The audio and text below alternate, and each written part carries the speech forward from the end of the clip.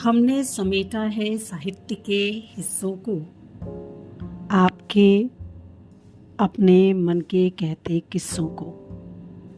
नमस्कार, मैं हूँ डॉक्टर रत्ना मानिक और लेकर उपस्थित हूँ रविंद्र कालिया जी की बहुत ही रोचक कहानी गौरैया। जेठ की उजली दोपहरी थी, पत्ता तक नहीं हिल रहा था। लू के थपेड़े घने पेड़ों के बावजूद बदन पर आग की लपटों की तरह लपलपा रहे थे। इस खौफनाक मौसम में बस एक ही राहत की बात थी, गौरैया की मधुर आवाज। दोपहर के इस घनघोर सन्नाटे में उसकी आवाज पेड़ पौधे के ऊपर तितली की तरह थिरक रही थी। इस आवाज के सम्मोहन में ही मैं बाहर बगिया में निकल आया था और पेड़ के नीचे पड़ी खटिया पर पसर गया था। गौरैया चुप हो जाती तो लगता पूरी कायनात धू धू करके जल रही है। अभी सब कुछ जलकर राख हो जाएगा। गौरैया बोलती तो लगता अभी प्रलय बहुत दूर है, पृथ्वी पर जीवन के चिन्ह बाकी हैं। लगातार एक जिज्ञासा हो रही थी कि क्या कर रही है ये गौरैया। पृथ्वी के अन्य प्राणियों की तरह थोड़ी देर सुस्ता क्यों नहीं लेती। मैं उसकी आवाज को लिपिबद्ध भी करना चाहता था, मगर वर्णमाला में उपयुक्त वर्ण नहीं मिल रहे थे। काफी देर तक इस उधेड़ बुन में लगा रहा कि जब कोई नतीजा नहीं निकला तो मैंने यह कोशिश छोड़ दी और एक सीधा साधा सरलीकरण स्वीकार कर लिया कि गौरैया हर हर महादेव कह रही है, गायत्री मंत्र का पाठ कर रही है, वेद की किसी ऋचा को याद कर रही है। नहीं, यह सरासर बकवास है। यह तुम्हारे भीतर का हिंदू बोल रहा है। दरअसल गौरैया कह रही है, अल्लाह अकबर, नाराए तकबीर। अल्लाह अल्लाह की रट लगाए हुए है गौरैया। नहीं, चिड़िया कह रही है, वाहेगुरु जी का खालसा, वाहेगुरु जी की फतह। खालिस्तान की मांग कर रही है ये गौरैया। ये सब गुमराह करने वाली बातें हैं। वास्तव में वह अपने प्रेमी को पुकार रही है। थक गई है उसे बूटे बूटे और पत्ते पत्ते पर खोज कर। अब निराश होकर इसी पेड़ की किसी शाख पर बैठी है और उसे पुकार रही है। मालूम नहीं कुछ खाया है कि नहीं। कहीं भूखी तो नहीं है ये गौरैया। कहीं आरक्षण के प्रश्न पर अनशन तो नहीं करने बैठ गई है। जानना जरूरी है कि कहीं आत्महत्या का निश्चय तो नहीं कर बैठी। उड़ते उड़ते कहीं से घल्लू घारा का नाम तो नहीं सुनाई। जब इंसानों के दिल में तरह तरह की खुराफातें जन्म ले रही हों तो ये पेड़ पौधे जीव जंतु उससे कैसे निरपेक्ष रह सकते हैं। ये भी तो उसी वातावरण के अंग हैं जहां लू से भी तेज चिलचिला रही है सांप्रदायिकता। दुकानों मकानों की छतों पर छोटी छोटी पताकाओं के रूप में फहरा रही है सांप्रदायिकता। इश्तिहारों की शक्ल में दीवारों पर चस्पा कर दी गई है सांप्रदायिकता। इस जहरीले माहौल में यह नन्ही सी गौरैया कैसे बेदाग रह सकती है। मगर इसकी आवाज सुनकर आभास होता है कि वह अभी तक इस संक्रमण से मुक्त है। थोड़ी देर तक गौरैया की आवाज सुनाई नहीं दी। अचानक मेरी नजर खपरेल पर गई तो मैंने देखा गौरैया खपरेल के नीचे बल्ली पर बैठी है। न जाने कब से वह एक नन्हा सा घोंसला बनाने में व्यस्त थी। इस वक्त भी उसकी चोंच में सूखी घास का एक तिनका था। घास नहीं, यह रामशिला है। यह घोंसला नहीं, राम मंदिर के निर्माण में संलग्न है। सिया राम और मैं सब जग जानी। अचानक मस्जिद से अजान के स्वर उठे तो मेरा ध्यान भंग हुआ। मैं भी जुनून में क्या क्या सोचता चला जा रहा था। मुझे याद आया, इस इमारत के ठीक पीछे मस्जिद है और सामने पीपल के पेड़ के नीचे हनुमान जी का मंदिर। इस समय जहां मैं बैठा था वहां से सामने देखने पर मंदिर का कलश और पीछे देखने पर मस्जिद का गुंबद दिखाई देता है। अगर मैं पूरब की तरफ मुंह करके बैठ जाऊं तो कह सकता हूं बाएं मंदिर है और दाएं मस्जिद, बीच में मेरा घर है। गौरैया ने भी बहुत समझदारी का परिचय देते हुए ठीक मंदिर और मस्जिद के बीच अपने नीड़ के लिए स्थान चुना था, वरना कौन रोक सकता था इसे मंदिर के किसी झरोखे अथवा मस्जिद के किसी वातायन में अपने लिए 6 इंच जगह का जुगाड़ करने से। मगर नहीं, गौरैया धर्म के पचड़े में नहीं पड़ना चाहती। मैं देर तक उसे नीड़ निर्माण के कार्य में संलग्न देखता रहा। वह तिनके खोज कर लौटती, कुछ देर सुस्ताती, 2-1 बार अपनी कोयल जैसी सुरीली कूक से सन्नाटा तोड़कर ईंट गारा की तलाश में फिर गायब हो जाती। क्यों बना रही है वह अपने लिए एक सुंदर नीड़? अभी तक कहाँ रह रही थी? अपनी सुहाग सेज तैयार कर रही है अथवा प्रसूति गृह का निर्माण? अनेक प्रश्न मन में उठ रहे थे। अगले दिन सुबह देखा उसका घोंसला बनकर तैयार था। अब वह बाकायदा इस घर की सदस्य हो गई थी। अब उसका पता भी वही था जो मेरा पता था। वह बेखटके अपने प्रेमी से पत्राचार कर सकती थी, अपना राशन कार्ड बनवा सकती थी, अपना वोट बनवा सकती थी अथवा पहचान पत्र। कुछ ही दिनों में मेरी उससे अच्छी खासी दोस्ती हो गई। एक दिन तो रोशनदान पर आ बैठी और मुझे जवाब तलब कर लिया, आज बाहर क्यों नहीं आए? मेरे सामने बैठकर सिगरेट क्यों नहीं फूके? अच्छा बाबा, आता हूं, तुम राग शुरू तो करो। आता हूं, मैंने कहा। दरअसल उससे दोस्ती होने के बाद मेरा समय अच्छा बीत रहा था। अपनी 1 सप्ताह की मित्रता में ही उसने मुझे राग भैरवी से लेकर राग जय जयवंती तक सुना डाले। मैंने महसूस किया इसकी आवारागर्दी कुछ कम हो गई है। हमेशा अपने नीड़ में नजर आती। एक दिन सुबह तो मैं खुशी से पागल हो गया जब मैंने देखा उसके अगल बगल 2 नन्ही गौरैया और बैठी थी। घर में उत्सव हो गया। नए सदस्यों का गर्मजोशी से स्वागत हुआ। घर जैसे सोहर गाने लगा, प्रगट भय कृपाला दीन दयाला कौशल्या हितकारी, 12 घी के दिए, सतगुरु नानक परगटिया। गौरैया के बच्चे पूरे परिवार के सदस्यों के संरक्षण में पलने लगे। उनकी छोटी से छोटी हरकत पर चर्चा होती।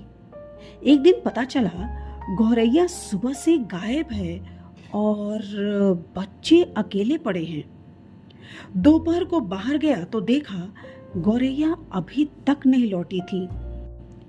दोनों बच्चे टुकुर टुकुर मेरी ओर निहार रहे थे, जैसे मां की शिकायत कर रहे हों।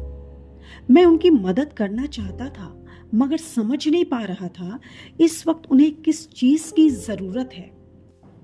शाम हो गई, गौरैया नहीं लौटी। मैं चिंतित हो उठा। क्या होगा इन बच्चों का?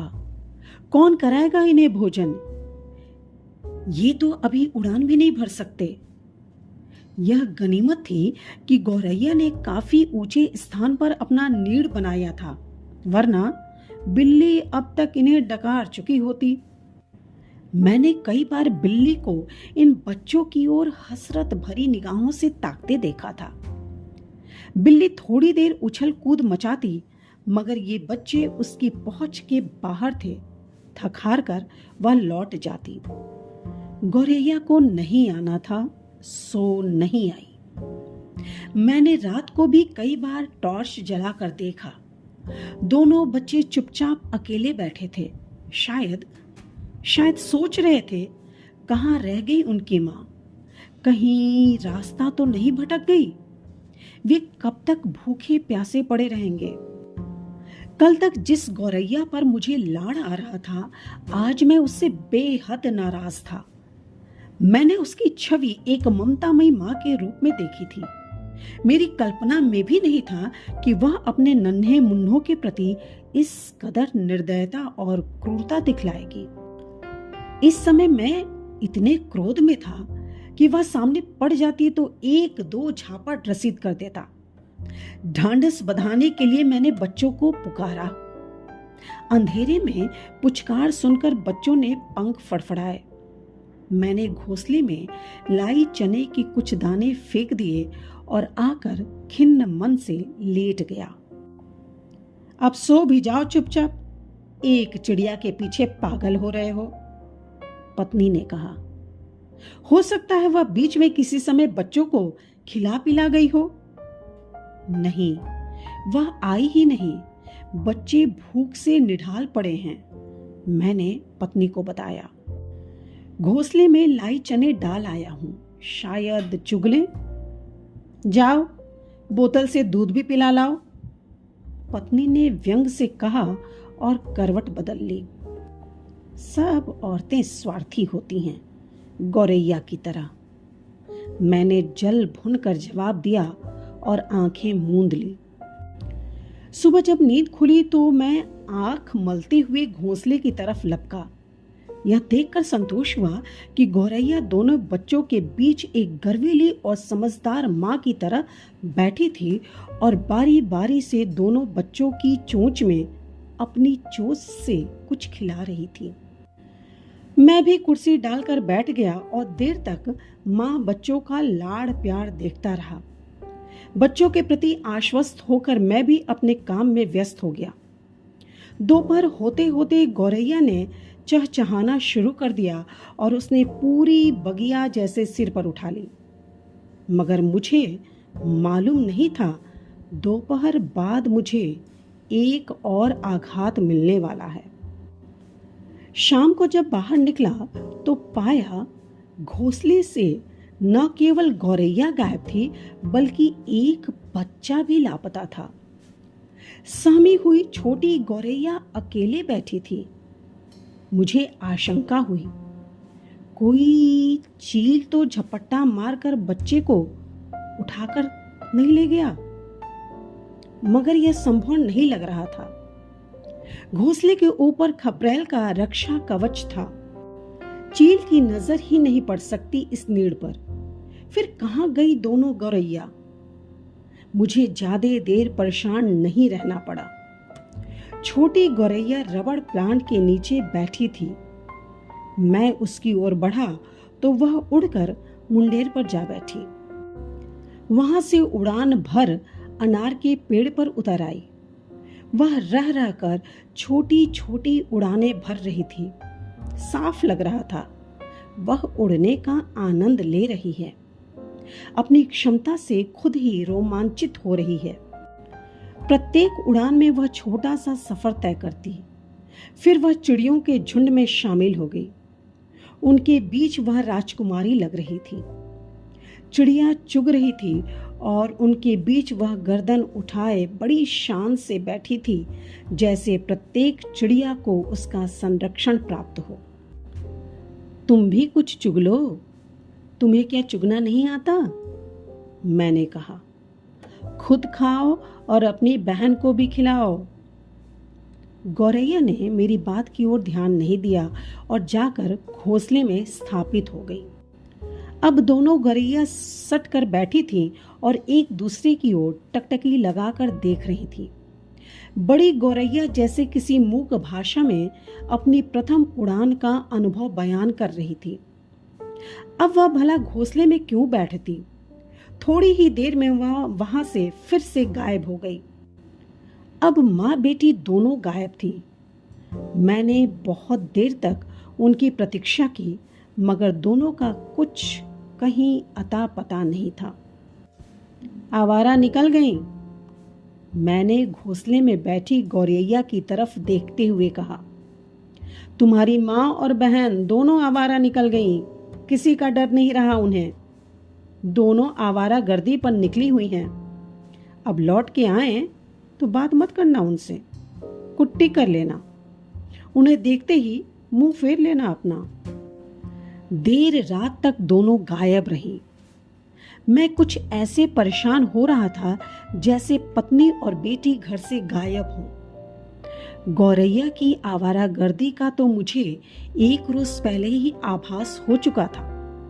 उस नन्ही गौरैया के व्यवहार से मैं बहुत क्षुब्ध था, जिसे पैदा हुए अभी जुम्मा 4 दिन भी न हुए थे। इसी को कहते हैं पर निकलना। नए नए पर निकले हैं, इसी का गुमान है। मैंने मन ही मन कहा। बाहर जाकर फिसड्डी गौरैया की भी खबर नहीं ली। गौरैया के पूरे खानदान से मेरी अनबन हो गई थी। सुबह तक फिसड्डी गौरैया के भी पंख निकल आए थे। वह अपने अकेलेपन से एकदम अनभिज्ञ थी, बल्कि लग रहा था अपने अकेलेपन से प्रसन्न है। वह बार बार घोंसले से उतरती और रबड़ के पौधे पर बैठने की कोशिश करती, मगर ज्यों ही पत्ते पर बैठती, पत्ता झुक जाता और वह फिसल जाती। हर बार वह गिरते गिरते रह जाती। कुछ देर घोंसले में विश्राम करती और दोबारा इसी खेल में लग जाती। मूर्खा, पत्ते पर नहीं डाल पर बैठो, मैंने उससे कहा। उसने मेरा परामर्श नहीं माना और फिसलने का अपना खेल जारी रखा। दोपहर तक वह गमलों के बीच फुदकने लगी। लगता है इसके भी पर निकल आए हैं, मैंने कहा। वह जिस प्रकार निश्चिंतता पूर्वक नीचे गमलों के बीच चहलकदमी कर रही थी, मुझे लगा इसे बिल्ली का शिकार बनते देर न लगेगी। मैं देर तक उसकी रखवाली करता रहा। न उसे अपनी चिंता थी, न माँ बहन को उसकी चिंता। इन चिड़ियों को मुफ्त का चौकीदार जो मिल गया था, मैं बुदबुदाया। जब तक वह घोंसले में नहीं लौट गई, मैं बगिया में बैठा रहा। मन ही मन मैंने तय कर लिया था, इन चिड़ियों पर अब और अपना समय नष्ट नहीं करूंगा। नादानी और बेवफाई इनकी रग रग में भरी है। पहले ये अपनी आवाज से रिझाती हैं, हरकतों से सम्मोहित करती हैं, उसके बाद पर निकलते ही बेवफाई पर आमादा हो जाती हैं। मैंने तय किया आज दोपहर को बाहर नहीं जाऊंगा। शाम को हस्बे मामूल जब मैं निकला तो देखा घोंसला खाली पड़ा था। उसमें चिड़ै का पूत भी नहीं था। मैंने तमाम पेड़ पौधों पर नजर दौड़ाई, पत्ता पत्ता बूटा बूटा छान मारा। गौरैया का परिवार और उनका नामो निशान कहीं नहीं था।